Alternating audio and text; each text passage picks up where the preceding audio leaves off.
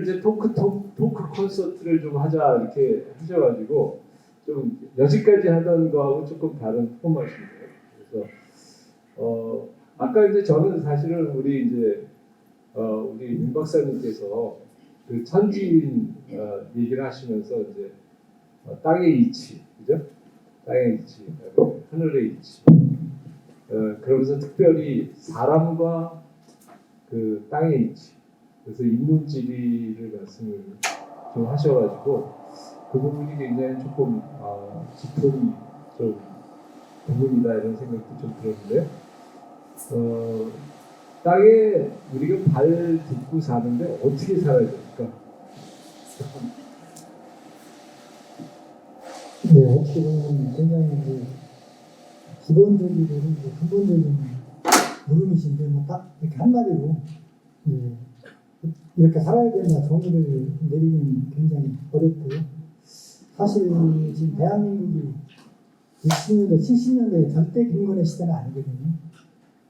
개발을 하더라도 이제 21세기는 결국 녹색, 환경이 이제 화두가 될 수밖에 없는 시대이기 때문에 진짜 제대로 된 환경 영향 평가 이런 걸 통해서 우리가 개발을 하고 생활을 해야 되는 것이 이제는 의무가 되는 그런 시대라고 저는 생각을 해요. 그래서 제가 아까 전문가가 필요 없다고 했는데 그렇게 어떻게 보면 극단적인 말씀을 드린 거는 전문가들의 어떤 그런 자문회의 결과나 이런 것들은 그냥 어떤 사업을 하기 위한 하나의 요식 행위로 끝나는 경우가 많습니다. 제가 이제 절망을 한 게 이제 그런 거거든요. 지금 영월 쌍용리 쪽에도 그 석회암지대는 골다공증 환자라고 보시면 됩니다. 석회암 지하가 석회 동굴도 있지만 굉장히 빈틈이 많거든요. 그런데 쓰레기 매립장 세우면 난리가 나거든요. 그것도 2,500만 서울 시민, 수도권 시민들의 이제 젖줄이 남아있는 상황인데 그런데도 모르겠습니다. 잘 될지는. 저는 그냥 무엇으로 제가 좋아서 이제 도와드리고 있는데 결국 21세기를 살아가는 우리 현대인들은 우리만 살고 갈 땅이 아니기 때문에 후손들이 또 물려받아서 살아야 되잖아요. 또 우리가 살기 위해서 또 개발을 안 할 수는 없어요. 그렇다면 최대한 환경에 피해를 덜 주는 그런 방식으로 개발하고 삶을 이어가는 것이 저는 옳은 길이 아닐까 그렇게 생각합니다. 네, 그래서 이제 오늘 말씀을 쭉 듣다 보니까 우리 포항, 저는 이제 포항에 지금 30년을 살고 있고 우리 이제 6년대 후배인데 저는 30년을 살아도 이 포항 사투리 못 배워가지고 어디 안동이나 이런 데서 오신 분들은 그냥 바로 포항에 오시면은 포항 사람처럼 하는데 저는 뭐 30년을 살아도 항상 어저께 온 서울촌도 비슷하게 돼 있습니다. 근데 제가 아까 이제 이 같은 땅을 시간적으로는 지금 2,500만 년 얘기까지 하셨으니까요. 그러니까 이 똑같은 땅을 많은 존재들이 이제 공유하는 거죠. 우리 또 후손들이 공유하고. 그래서 지난번에 제가 이제 우연히 이제 전에 이 동해안 타임스 맨 처음 제가 되게 웃겼던 게 뭐냐면은 해수욕장 이름이 좀 남사스러운 해수욕장 이름이 있더라고요. 고래불 해수욕장이라 가지고 이게 도대체 이게 고래 뭐처럼 생겨서 이런가 이 해안이 이러면서 이제 그런데 나중에 이제 뒤져보니까 그게 고려시대 이색이라는 그 분이 그때 당시에 순수 우리말 불이 무슨 뜻이냐면은 모래 언덕이라는 뜻입니다. 우리도 진짜 요즘 안 쓰는 말인데 그래서 고래불이 뭐냐면 고래가 논일던 모래 언덕이다 이런 뜻이래요. 그래가지고 저같이 이제 잘 모르는 사람은 되게 이쪽 동네 사람들은 되게 좀 개방적이구나 이렇게 생각을 했던 기억이 납니다. 근데 또 하나는 용산이라는 데가 있더라고요. 그 월포 해수욕장 거기서 이제 다들 바다만 쳐다보는데 이제 산이 조그맣게 있고 그런데 용산에 이제 제 제자가 갑자기 당뇨가 걸려가지고 살이 쪽 빠져서 운동을 해야 된다 그래가지고 제가 이제 그 친구 데리고 이제 거기 용산을 한번 올라간 적이 있어요. 근데 거기 갔더니 그 고인들이 어마무시한 고인들이 있더라고요. 그래서 제가 그 용산 꼭대기에 올라와서 이제 그 믹스 커피를 한 잔 타 먹으면서 그 해안을 쫙 쳐다보고 순간적으로 제가 어떤 시간의 그 혼돈이 오면서 이 해안에 그 신석기 시대 사람들이 막 그 왔다 갔다 하면서 막 조개도 채취하고 막 이러는 모습 이런 게 이제 환상처럼 이렇게 쫙 보이면서 되게 그 신비로운 그 생각을 했던 기억이 납니다. 그래서 민 박사님께서 이렇게 이제 아까 그 나무 화석도 얘기하시고 나뭇잎 얘기하시고 이렇게 하셨는데 그런 그런 관점에서의 어떤 그 독특한 경험이나 그런 것들이 있으시면 한번 좀 얘기해 주시면 저희들이 좀 좋을 것 같습니다. 글쎄요, 저는 그 포항 215km 해안을 중심으로 현재는 좀 내륙 쪽 책을 쓰려고 자료는 모아놨습니다만 아직 여러 가지 때문에 이제 미루고 있고요. 저는 요 곤륜산 갔을 때 거기 암석화가 암각화가 포항에서는 제일 많이 있거든요. 곤륜산 서측 산에는 지금 이제 젊은 친구들한테는 그 행글라이딩 하는 이제 장소로 아주 핫플레이스예요. 거기 갔을 때 지금 선생님처럼 저는 이제 땅쟁이니까 땅을 보고 다녀요. 왜 암과 가가 여기에만 있을까? 그 생각을 했습니다. 그게 봤더니 떡돌에다가는 암각을 새길 수가 없잖아요. 그리고 이 곤륜산이나 이런 그 용산 같은 산들이 해발 고도가 200m가 안 돼요. 곤륜산이 뭐 한 150m 정도 되고 용산이 한 120m 정도 되거든요. 그런데 경사가 굉장히 급합니다. 거의 그 정상에서 능선까지 그냥 일직선으로 내려꽂히거든요. 그 작은 골짜기 서쪽 편에 암각화가 이렇게 흩어져 있거든요. 그래서 저는 무슨 생각을 했냐면 그러면은 신석기 말이나 청동기 시대 초기의 사람들이 농사는 그쪽 흥해 들판에서 그 짓고 생활을 하면서 혹시 그게 산이 하늘을 향해 있잖아요. 하늘의 기운이 그대로 내려온다고 생각을 하고 거기를 뭔가 좀 더 신성한 장소로 생각을 해서 여기다가 암각화를 새기고 한 게 아닌가 그런 생각을 했습니다.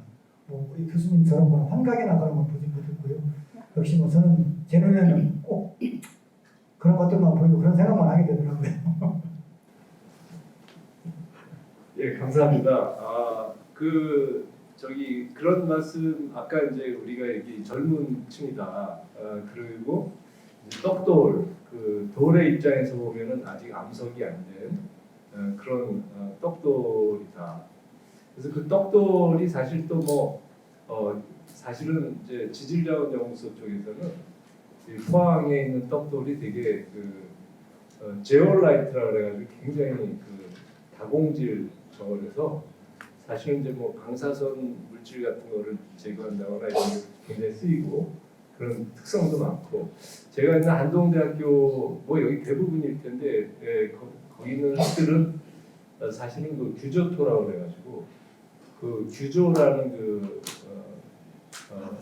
바다 생물이 거의 세포만한 생물인데 이제 그 뼈다구가 우리처럼 이제 탄산칼슘이 아니고 규조 그러니까 모래 같은 SiO2거든요. 그래서 그 규조토도 사실 공업적으로 쓸 일이 많아요. 그래서 저는 사실은 포항에 있는 땅의 그 열이나 이런 것보다도 이 흙을 좀 잘 개발해가지고 할 일이 많지 않나 이런 생각도 아무튼 뭐 포항 발전을 위해서는 생각할 일이 많다고 생각이 되는데요. 우리 그 선생님께서는 이러한 지질에 특별히 이렇게 사람마다 이렇게 바라보는 시각이 다른데 땅을 쳐다보시게 된 이유가 뭔가 좀 뭐 어렸을 때서부터랄지 뭐 아무튼 계기가 무엇이죠? 제가 78년에 그 대학 그 입시를 이제 어느 대학을 갈까 고민을 할 때 제가 사범대학을 나왔거든요. 그래서 지리교육과를 가야 되나 역사교육과를 가야 되나 굉장히 고민했습니다. 두 개를 제가 다 좋아했기 때문에. 근데 저희 고등학교 때 지리 선생님이 경희대 지리교육과 1회 출신이에요. 저희 때는 지리 전공한 지리 선생님들이 거의 없었습니다. 그냥 양성기관에서 이렇게 사회과 해가지고 양성이 돼서 나오신 분들이 많아가지고 지리가 재미없었던 이유가 맨 산맥, 강, 하천 그런 이런 말 외우게 했거든요. 그래서 저는 그분한테 성함이 맹영재 선생님이다가 돌아가셨을 거예요. 한사람 많으셔서. 근데 그분한테 그 지리를 배운 덕분에 그래 그래도 지리교육과를 가자 해서 지리교육과를 갔는데 또 79년 대학교 1학년 때 이제 제가 석박사 그 학위를 주신 저희 사부님이 저희 1학년 때 지도 교수님이셨어요. 근데 그분하고 첫 답사를 그 304일로 동해안하고 남해안을 돌았는데 그때 엄청난 충격을 받았습니다. 1시 전에는 잠을 안 자었어요. 일부러 안 자는 게 아니에요. 답사를 하고 밤에 디스커션을 하고 하다 보면 새벽 1시가 넘어가요. 그러고 또 자고 움직이고요. 이게 그리고 이제 그분이 굉장히 종합적인 시각을 갖고 계셨거든요. 이제 학위도 프랑스 스트라스부르 대학에서 받아오셨고 그래가지고 지리학은 이게 지리학이잖아 그렇게 생각을 했어요. 무슨 지역 얘기만 하면 무슨 지리학이냐. 땅 위에 사는 존재들에게 왜 거기서 사는지 왜 그런 그 역사가 이루어졌는지 뭔가 그래도 뒷받침이 되는 그게 프랑스식 지리학입니다. 지금 제가 말씀드리는 게 아나라코라고 하는. 왜 이제 그런 사부님을 만난 덕분에 이제 제가 대학 1학년 때부터 나는 해야 되겠다 끝까지. 뭐 S대학을 나온 건 아니기 때문에 대학 교수나 이런 거 되게 어렵고 솔직히 지방대학 나왔으니까. 그래도 이제 그 현직에 있으면서 틈틈이 시간을 내가지고 이제 석박사를 했고 이제 한 8년 정도 우리 사부님하고 같이 공부를 하다 보니까 이제 땅을 보는 눈이 트이더라고요. 그래서 자연지리가 그래서 어렵습니다. 도제식을 배워야 돼요. 예, 그냥 안 되거든요. 그래서 8년 만에 눈을 뜨고 나니까 그 다음에 이제 확장되는 속도가 엄청 빠르거든요. 그래서 뭐 해외를 가든 뭐 우리나라 다른 지역을 가든 뭐 위성 영상이라든지 구글 이런 거 갖고 있으면 그 지역에 대한 지형을 이제 구조적이 그렇습니다. 이게 큰 틀을 보는 거기 때문에 눈에 들어오고 이제 설명에 들어가고 해외 나왔을 때는 그렇게 찾은 자료를 가지고 제가 어느 정도 이제 머릿속에 관점을 가지고 나가서 그걸 확인을 하고 갔다 오면 글을 쓰고 그랬거든요. 이 땅을 번더라고 하는 것이 결국에는 사람들의 어떤 그 생활에 가장 근본적인 걸 보는 거거든요. 어차피 우리는 땅에서 태어나가지고 그 위에서 살다가 결국엔 다시 땅으로 돌아가잖아요. 그런데 이 포항 같은 경우는 진짜 아까 초기에 말씀드린 대로 너무 독특한 거예요. 다른 지역과 다르게. 아직도 저는 굉장히 그 호기심 어린 6년이 지났는데도 보고 있거든요. 그래서 이 좋은 포항의 자연을 어떻게 이제 그 환경의 시대 21세기에 이것을 활용해서 이 지역의 어떤 새로운 먹거리로 만들어갈 수 있는 방법이 없을까. 그래서 저는 항상 이 강의를 시작할 때마다 지리지리한 과목이고 재미가 없는 거리에 박혀있다 보니까 어떤 식으로 접근을 해야 좀 들으시는 분들이 부담 없이 재밌게 들을 수 있을까. 굉장히 고민을 많이 해요. 사실. 그래서 사람 얘기 더 많이 얻고요. 그렇습니다. 대답이 되나 모르겠습니다. 오늘 우리 민 박사님 또 이렇게 여러분들이 어떻게 보면은 이제 민 박사님을 제가 옆에서 보면서 공부하는 사람이 참 젊고 행복하게 살 수 있구나 이런 생각이 많이 들었고요. 우리 모두 느껴지셨을 거라고 생각하고 아마 우리 지금 영남 리더스 포럼에 오시는 우리 모든 분들이 사실은 알고 싶은 것만 배우고자 하는 그런 공부하는 사람들이잖아요. 그래서 제가 볼 때는 충분히 우리 다 공감이 됐을 거라고 보이고 또 우리 민 박사님이 앞으로 더 젊고 더 깊고 더 넓게 이렇게 우리들한테 자기가 민 박사님 발견한 것들을 좀 전해주시는 그런 계속적인 포항사랑 또 우리와 함께하는 민 박사님 됐으면 하는 생각이 있고요. 아무튼 제가 보니까 스승복이 많으신 것 같아요. 그래서 그 좋은 스승이 미래를 여는구나 이런 생각도 들고 그래서 영남 그 리더스 포럼이 사실 어떻게 보면 강사들이 우리들한테 좋은 스승들이기 때문에 그래서 제 생각에는 정말 그 뜻깊은 자리가 아닌가 오늘 그래서 좀 어떻게 보면은 이제 비도 좀 오고 차분한 날인데 굉장히 차분하게 그래서 우리한테 이렇게 좀 잔잔하지만 굉장히 그 좋은 감동을 주셨다고 생각이 듭니다. 우리 모두 박수 한번 치고 왜냐하면 밥도 먹어야 되니까.